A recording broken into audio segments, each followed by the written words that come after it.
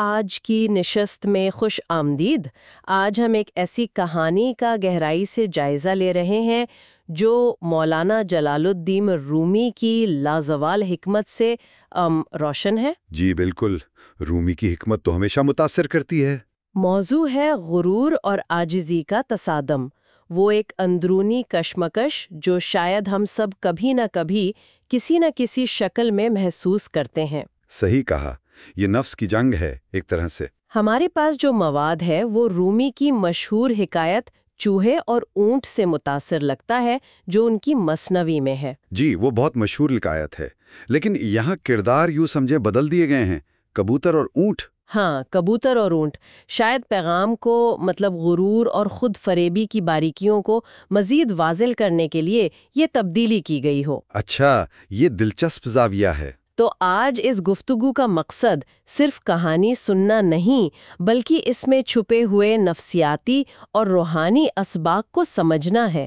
یہ دیکھنا کہ تکبر کیسے ہمیں حقیقت سے اندھا کر دیتا ہے، اور عاجزی اس کے برعکس کیسے ہمیں اپنی اور دوسروں کی اصلیت سمجھنے میں مدد دیتی ہے۔ بالکل، یہ واقعی ایک اہم نقطہ ہے۔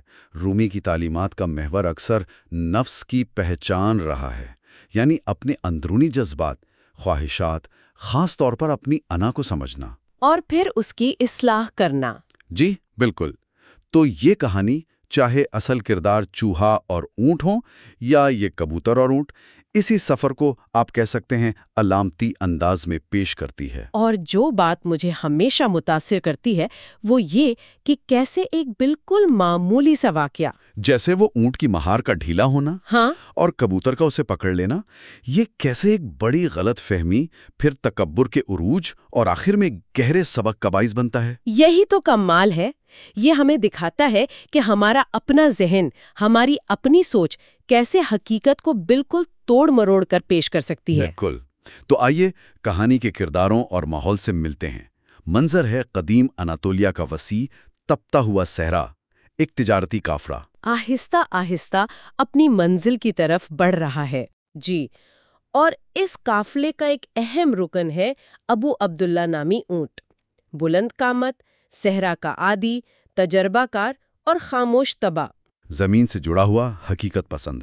دوسری طرف ہے شاہین، ایک چاندی جیسے سفید پروں والا کبوتر، تیز اڑتا ہے، اپنی خوبصورتی اور آزادی پر نازا ہے، اور کہیں نہ کہیں خود کو اونٹ جیسے زمین پر رینگنے والے جانوروں سے بہت بہتر سمجھتا ہے۔ یہی تضاد کہانی کی بنیاد بنتا ہے۔ جی، اونٹ اپنی جسامت اور تجربے کے باوجود عاجزی کا پیکر ہے، وہ اپنی حدود کو جانتا ہے۔ کبوتر جو ہوا میں اڑنے کی صلاحیت رکھتا ہے، وہ اس صلاحیت کو اپنی مجموعی برتری سمجھ بیٹھتا ہے۔ یہیں سے غرور کا پودا پھوٹتا ہے۔ جب شاہین اونٹ کو رسی سے بندھا ہوا دیکھتا ہے، قافلے کے ساتھ چلتے ہوئے، تو اس کے دل میں اپنی آزادی پر فخر اور اونٹ کے لیے تحقیر کا جذبہ پیدا ہوتا ہے۔ وہ سوچتا ہے کہ میں کہاں آسمانوں میں اڑنے والا اور یہ کہاں زمین پر بوجھ اٹھانے والا غلام۔ اور یہ احساس صرف سوچ تک محدود نہیں رہتا ہے نا؟ نہیں، بالکل نہیں۔ شاہین اونٹ کے پاس جا کر اپنی برتری جتاتا ہے۔ جب اونٹ نرمی سے اسے سمجھانے کی کوشش کرتا ہے کہ بھئی ہر مخلوق کی اپنی جگہ ہے، اپنی خوبیاں ہیں، کمزوریاں ہیں۔ اڑنا تمہاری خوبی ہے تو بوجھ اٹھانا میری۔ ہاں، تو شاہین اس حکمت بھری بات کو اونٹ کا حسد سمجھتا ہے۔ اسے لگتا ہے اونٹ اس کی آزادی سے، اس کی پرواز سے جل رہا ہے۔ یہ کتنی عام انسانی کمزوری ہے نا؟ جب کوئی ہمیں ہماری غلطی بتائے تو اسے اس کی کمزوری یا حسد سمجھ لینا۔ بالکل، یہ غرور کا ایک کلاسیکی مظہر ہے۔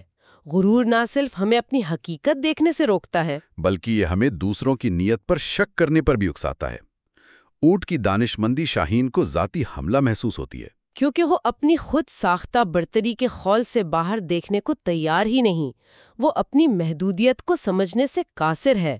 پھر آتا ہے کہانی کا وہ موڑ جو اس غلط فہمی کو انتہا پر پہنچا دیتا ہے۔ وہ رسی والا واقعہ؟ جی، تاجر کی کسی غفلت سے اونٹ کی مہار کی رسی ڈھیلی ہو کر زمین پر لٹکنے لگتی ہے، اور شاہین جو پہلے ہی اونٹ کو نیچا دکھانے کے موڈ میں ہے، شرارت سے یا شاید سبق سکھانے کے خیال سے جھپٹتا ہے اور رسی کا سرا اپنی چونچ میں دبا لیتا ہے۔ اسی لمحے اونٹ حسب معمول آگے بڑھتا ہے، اور شاہین کو، جو خود زمین پر ہے اور رسی پکڑے ہوئے ہے، یہ محسوس ہوتا ہے کہ اونٹ اس کے کھینچنے سے چل رہا ہے۔ وہ سمجھتا ہے کہ وہ اپنی ننھی سی چونچ سے اس دیو ہیکل اونٹ کو چلا رہا ہے۔ یہاں نفسیات کا ایک اہم پہلو سامنے آتا ہے، جسے ہم کہتے ہیں نا، اپنی ہی بات کی تصدیق ڈھونڈنا۔ کنفرمیشن بائس۔ ہاں، کچھ ویسا ہی۔ شاہین چونکہ پہلے ہی خود کو اونٹ سے زیادہ طاقتور اور اہم سمجھ رہا تھا، تو یہ اتفاقی واقعہ اس کی اس غلط فہمی کی تصدیق بن جاتا ہے۔ وہ اسے اپنی غیر معمولی طاقت کا ثبوت سمجھ لیتا ہے۔ بالکل۔ اب اس کا غرور صرف سوچ تک محدود نہیں رہتا، اسے ایک عملی ثبوت بھی مل جاتا ہے۔ وہ دوسرے پرندوں کے سامنے جا کر شیخی بگاڑتا ہے۔ اور دلچسپ بات یہ کہ کہانی میں ذکر ہے کہ ایک بوڑھا تجربہ کار کبوتر اسے سمجھانے کی کوشش بھی کرتا ہے۔ جی، وہ کہتا ہے کہ بھئی اونٹ اپنی مرضی سے چل رہا ہے، تم غلط فہمی کا شکار ہو، محتاط رہو۔ لیکن شاہین اپنی کامیابی کے نشے میں اس نصیحت کو بوڑھے کبوتر کی کم عقلی یا حسد سمجھ کر نظر انداز کر دیتا ہے۔ یہ بھی غرور کی ایک علامت ہے۔ جب انسان تکبر میں مبتلا ہوتا ہے تو وہ نہ صرف دوسروں کی نصیحت کو حقارت سے دیکھتا ہے، بلکہ تجربے اور عمر کے تقاضوں کو بھی بھول جاتا ہے۔ وہ سمجھتا ہے کہ بس وہی صحیح ہے، باقی سب غلط یا بے وقوف۔ اونٹ کا رد عمل بھی قابل غور ہے۔ وہ خاموش رہتا ہے۔ وہ جانتا ہے کہ شاہین غلط فہمی میں مبتلا ہے، لیکن وہ بحث میں نہیں پڑتا۔ وہ صبر کرتا ہے، شاید یہ سوچ کر کہ الفاظ سے زیادہ گہرا سبق حالات سکھاتے ہیں، وقت خود اس کی غلط فہمی دور کر دے گا۔ جی، یہ اونٹ کا صبر، کیا یہ ہمیشہ مثبت ہے؟ کیا اس کی خاموشی ایک طرح سے شاہین کے غرور کو مزید بڑھاوا نہیں دے رہی تھی؟ اچھا سوال ہے۔ رومی کے فکر میں اس طرح کی صورتحال کے بارے میں کیا رہنمائی ملتی ہے؟ دیکھیے، رومی کی تعلیمات میں صبر کی بہت اہمیت ہے، لیکن ساتھ ہی حکمت اور مناسب اقدام کی بھی۔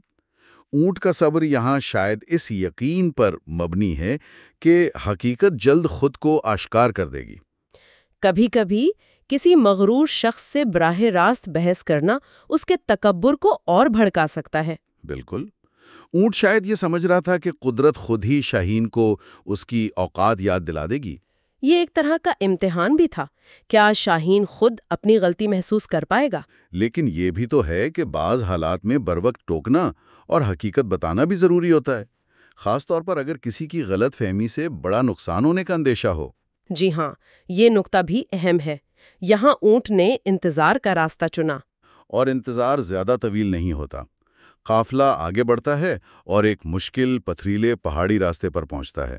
اب شاہین، جو اب بھی فخر سے رسی پکڑے اونٹ کو چلا رہا ہے، مشکل میں پڑتا ہے۔ تیز پہاڑی ہوائیں اسے تھپڑ مارتی ہیں، اس کے نازک پر پھڑپھڑاتے ہیں، چونچ سے رسی چھوٹنے لگتی ہے۔ وہ تھک جاتا ہے، پریشان ہوتا ہے، لیکن اس کا تکبر وہ اسے اپنی مشکل تسلیم کرنے یا مدد مانگنے کی اجازت نہیں دیتا۔ وہ بہانہ بناتا ہے کہ وہ صرف پر سمیٹ کر آرام کر رہا ہے۔ یہاں ہم دیکھتے ہیں کہ غرور کیسے ہمیں اپنی کمزوری چھپانے پر مجبور کرتا ہے۔ مدد مانگنا، جو کہ ایک فطری عمل ہے، مغرور شخص کے لیے اپنی شکست تسلیم کرنے کے مترادف ہوتا ہے۔ وہ تکلیف برداشت کر لے گا، لیکن اپنی جھوٹی شان پر آنچ نہیں آنے دے گا۔ شاہین کی حالت قابل رحم ہے، لیکن وہ خود اپنی انا کا قیدی بنا ہوا ہے۔ اور پھر آتا ہے وہ لمحہ جو اس ڈرامے کا کلائمیکس ہے، ایک گہرا، تیز بہتا ہوا دریا۔ قافلے کو اسے پار کرنا ہے۔ شاہین دریا کی وسعت اور لہریں دیکھ کر اندر سے کانپ جاتا ہے۔ وہ جانتا ہے کہ وہ تیر نہیں سکتا، یہ پانی اس کے لیے موت ہے۔ لیکن اس کا غرور اب بھی باقی ہے۔ وہ اپنی بے بسی ظاہر نہیں کرتا، بس خاموشی سے اونٹ کے رد عمل کا انتظار کرتا ہے۔ یہ وہ لمحہ ہے جس کا اونٹ اپنی خاموش حکمت کے ساتھ شاید انتظار کر رہا تھا۔ جی۔ اب وہ موقع دیکھ کر بظاہر معصومیت سے لیکن اندر چھپے طنز کے ساتھ شاہین سے مخاطب ہوتا ہے۔ اے میرے عظیم رہنما، اب تک تو آپ نے کمال رہنمائی فرمائی، پورا قافلہ آپ کے زور پر یہاں تک پہنچا ہے، اب ذرا ہمت کیجئے اور یہ دریا بھی پار کروا دیجئے۔ یہ الفاظ تیر کی طرح شاہین کے دل میں لگتے ہیں۔ یہ اس کے غرور کے محل پر آخری ضربہ ہے۔ شاہین کی کیا حالت ہوئی ہوگی؟ اس کا رنگ پھکا ہو جاتا ہے، سانس پھول جاتی ہے۔ وہ جانتا ہے کہ اب کھیل ختم ہوا۔ اونٹ دریا میں قدم رکھتا ہے، پانی مشکل سے اس کے گھٹنوں تک آتا ہے۔ وہ چند قدم چل کر رکتا ہے اور پیچھے مڑ کر شاہین کو دیکھتا ہے۔ دیکھا، پانی تو بہت ہی کم ہے، اے عظیم رہنما، پرواز کے شہنشاہ، اب آگے بڑھو، راستہ صاف ہے۔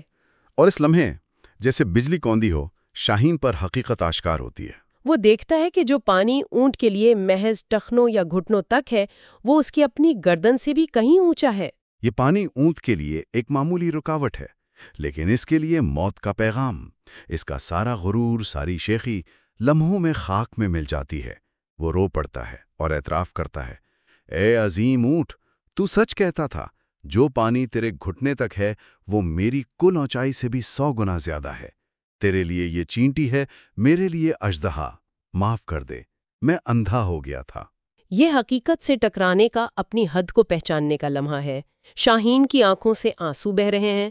وہ اونٹ سے اپنی غلطی، اپنے تکبر کی معافی مانگتا ہے۔ وہ تسلیم کرتا ہے کہ وہ اونٹ کو نہیں چلا رہا تھا، بلکہ اونٹ اپنی طاقت سے چل رہا تھا، اور اس کی اپنی انا نے اسے اتنا اندھا کر دیا تھا کہ وہ اس سادہ سی حقیقت کو نہ دیکھ سکا۔ یہ کہانی کا ایک اہم نفسیاتی نقطہ ہے۔ شکست یا اپنی کمزوری کا احساس بذات خود برا نہیں ہے، اگر وہ ہمیں حقیقت کی طرف واپس لے آئے۔ جی، شاہین کا یہ اعتراف، یہ ٹوٹنا، دراصل اس کی روحانی اور نفسیاتی نشوونما کا پہلا قدم ہے۔ اگر وہ اب بھی اکڑتا تو تباہ ہو جاتا۔ اور اونٹ اپنی فطری بردباری اور حکمت سے اسے نہ صرف معاف کرتا ہے بلکہ تسلی بھی دیتا ہے۔ وہ سمجھاتا ہے کہ مسئلہ تمہاری اڑنے کی صلاحیت میں نہیں، بلکہ اس پر بیجا فخر کرنے میں تھا۔ ہر مخلوق کی اپنی جگہ، اپنی خوبیاں، اپنی حدود ہیں۔ اڑنا تمہاری طاقت ہے تو صحرا میں چلنا اور بوجھ اٹھانا میری، موازنہ کرنا ہی بیکار ہے۔ اونٹ ایک اور بہت خوبصورت بات کہتا ہے، وہ فخر اور شکر کے درمیان فرق واضح کرتا ہے۔ ہاں، کہ اپنی صلاحیت پر اترانا، اسے اپنی ذاتی کامیابی سمجھنا فخر یا غرور ہے۔ لیکن اسی صلاحیت کو اللہ کا فضل سمجھنا، اس پر عاجزی سے شکر ادا کرنا اور اسے بہتر کام میں استعمال کرنا شکر ہے۔ یہ باریک سا فرق زندگی میں بہت اہم ہے۔ بالکل، اور کہانی میں اسی موقع پر قافلے میں شامل ایک درویش جو رومی کا پیروکار بتایا گیا ہے، آگے بڑھتا ہے۔ جی، وہ اس سارے واقعے کو رومی کی تعلیمات کے وسیع تر تناظر میں پیش کرتا ہے۔ وہ بتاتا ہے کہ رومی غرور کو ام الامراض یعنی بیماریوں کی ماں اور شیطان کا سب سے بڑا ہتھیار کہتے تھے، کیونکہ یہ انسان کو خود فریبی میں مبتلا کر کے حقیقت سے دور کر دیتا ہے۔ وہ اصل چوہے اور اونٹ کی کہانی کا حوالہ بھی دیتا ہے اور زور دیتا ہے کہ اپنی حدود کو جاننا، اپنی کمزوریوں کو تسلیم کرنا عیب نہیں بلکہ خود آگاہی ہے۔ سیلف اویئرنیس، جی، جو روحانی ترقی کی پہلی سیڑھی ہے۔ بالکل، اور وہ درویش صرف نظریاتی بات نہیں کرتا بلکہ عملی نصیحت بھی کرتا ہے۔ وہ کہتا ہے کہ غرور سے بچنے کا طریقہ یہ ہے کہ اول اللہ کے فضل کو تسلیم کیا جائے کہ جو بھی صلاحیت ہے وہ ہماری ذاتی کمائی نہیں، اس کی عطا ہے۔ دوم، اپنی صلاحیتوں کو دوسروں کی خدمت کے لیے استعمال کیا جائے۔ اور سوم، عاجزی کی دعا کی جائے اور تکبر سے پناہ مانگی جائے۔ یہ عملی اقدامات ہیں جو نفس کو قابو میں رکھنے میں مدد دیتے ہیں۔ اور کہانی کا بقیہ حصہ اسی تبدیلی اور عملی اطلاق کو دکھاتا ہے۔ دریا پار کرنے کا مسئلہ بھی باقی ہے۔ شاہین، جو اب تکبر سے پاک ہو چکا ہے، عاجزی سے اونٹ سے مدد مانگتا ہے۔ اونٹ بغیر کسی تانے یا احسان جتائے اسے اپنی پیٹھ پر بٹھا لیتا ہے اور آرام سے دریا پار کر لیتا ہے۔ اس لمحے شاہین کو حقیقی بلندی اور جھوٹے فخر کا فرق سمجھ آتا ہے۔ پہلے وہ زمین پر رہ کر آسمان میں اڑنے کا دعویٰ کر رہا تھا۔ اب وہ واقعی اونٹ کی پیٹھ پر بلند ہے، مگر اس کا دل عاجزی اور شکر گزاری سے بھرا ہوا ہے۔ یہ صرف ایک دریا پار کرنے کا واقعہ نہیں، یہ غرور کے دریا کو پار کر کے عاجزی کے کنارے تک پہنچنے کی علامت ہے۔ جی بالکل، آگے سفر میں جب ایک شدید صحرائی طوفان آتا ہے تو شاہین بغیر کسی جھجک کے دوڑ کر اونٹ کی اوٹ میں پناہ لیتا ہے۔ اب اسے سمجھ آ گیا ہے کہ تکبر نہ صرف بے بنیاد ہے بلکہ جان لیوا بھی ثابت ہو سکتا ہے۔ بقا ایک دوسرے کی مدد اور تعاون میں ہے۔ ان تجربات کے بعد ان دونوں کے درمیان ایک بالکل نیا رشتہ قائم ہوتا ہے۔ دشمنی یا مقابلے کا نہیں، بلکہ دوستی، باہمی احترام اور تعاون کا رشتہ۔ اب شاہین اپنی اڑان کی صلاحیت کو قافلے کی خدمت کے لیے استعمال کرتا ہے۔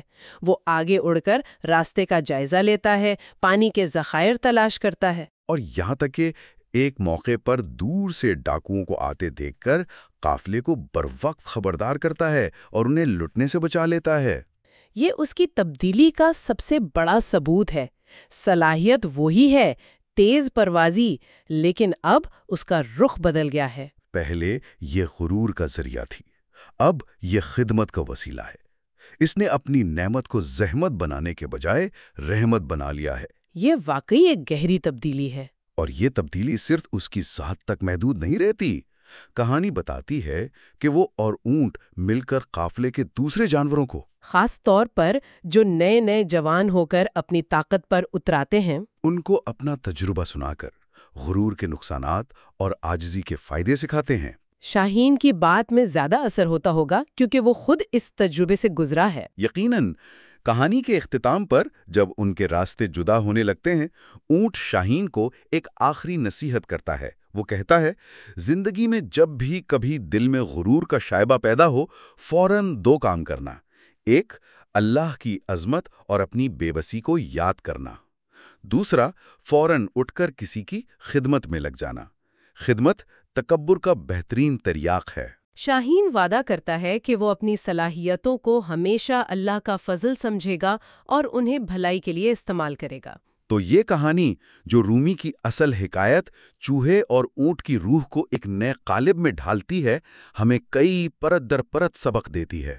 پہلا اور سب سے واضح سبق تو یہی ہے کہ غرور انسان کا سب سے بڑا اندرونی دشمن ہے، جو اسے حقیقت سے اندھا کر دیتا ہے اور بالآخر رسوائی یا تباہی کی طرف لے جاتا ہے۔ دوسرا، ہر مخلوق، ہر انسان کی اپنی منفرد صلاحیتیں اور اپنی حدود ہیں۔ دوسروں سے موازنہ کرنا یا خود کو مطلق طور پر برتر سمجھنا، یہ بے معنی اور نقصان دہ ہے۔ اور مدد مانگنے میں ہے، یعنی عاجزی اختیار کرنے میں۔ بالکل، شاہین جب تک اپنی کمزوری چھپاتا رہا، تکلیف میں رہا۔ جب اس نے اعتراف کیا تو اسے مدد بھی ملی اور سکون بھی۔ چوتھا سبق باہمی انحصار کا ہے۔ ہم سب اپنی تمام تر صلاحیتوں کے باوجود کہیں نہ کہیں ایک دوسرے پر منحصر ہیں۔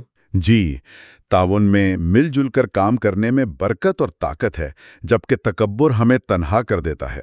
اور پانچواں، جیسا کہ شاہین کے کردار کی تبدیلی سے ظاہر ہوا، ہماری صلاحیتوں کا، ہماری نعمتوں کا بہترین استعمال اپنی بڑائی جتانا نہیں بلکہ دوسروں کی خدمت کرنا ہے۔ یہی چیز ہماری صلاحیتوں کو حقیقی معنی دیتی ہے۔ یہ پانچوں نکات آج کی دنیا میں بھی اتنے ہی اہم اور متعلقہ ہیں جتنے رومی کے زمانے میں تھے۔ شاید آج کی مسابقت کی دوڑ میں اور بھی زیادہ اہم ہو گئے ہیں۔ یقیناً رومی کا پیغام زمان و مکان کی قید سے آزاد ہے۔ ان کا ایک مشہور قول ہے، فروتنی بلندی است، تکبر پستی۔ عاجزی ہی اصل میں بلندی ہے اور تکبر پستی کی علامت ہے۔ جی، یہ کہانی صرف جانوروں کی تمثیل نہیں، یہ ہر انسان کے اندر جاری نفس کی کشمکش کی عکاسی ہے۔ اپنی حدود کو پہچاننا، اپنی غلطیوں کا اعتراف کرنا، یہ ایک کمزوری نہیں بلکہ یہ خود آگاہی اور ذہنی پختگی کی نشانی ہے، جو روحانی اور دنیاوی دونوں طرح کی کامیابی کے لیے ضروری ہے۔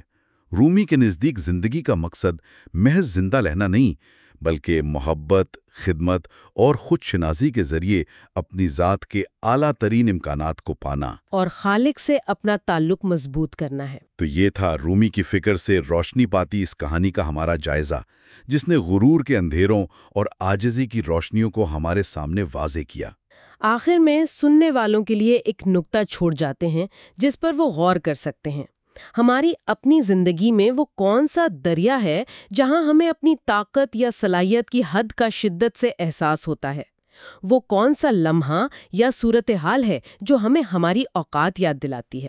کیا ہم اس احساس کو، اپنی اس حد کو ایک کمزوری سمجھ کر چھپانے کی کوشش کرتے ہیں جیسا کہ شاہین نے شروع میں کیا؟ یا پھر کیا ہم اسے ایک موقع سمجھ سکتے ہیں دوسروں سے جڑنے کا، مدد طلب کرنے کا، اپنی مشترکہ طاقت کو دریافت کرنے کا، اور اس طرح حقیقی معنوں میں بلند ہونے کا؟ یہ کہانی ہمیں یہی بتاتی ہے کہ اپنی حقیقت کو، اپنی حدود کو تسلیم کرنا شاید پستی نہیں بلکہ بلندی کی طرف پہلا قدم ہے۔ حافظ۔ اگر آپ کو یہ ڈسکشن پسند آئی ہو تو ہم سے محبت کا اظہار کریں۔ ہمارے design India Urdu podcast کو ضرور لائک، سبسکرائب اور شیئر کیجیے۔ آپ کا ایک شیئر کسی اور کی زندگی میں روشنی لے آئے گا۔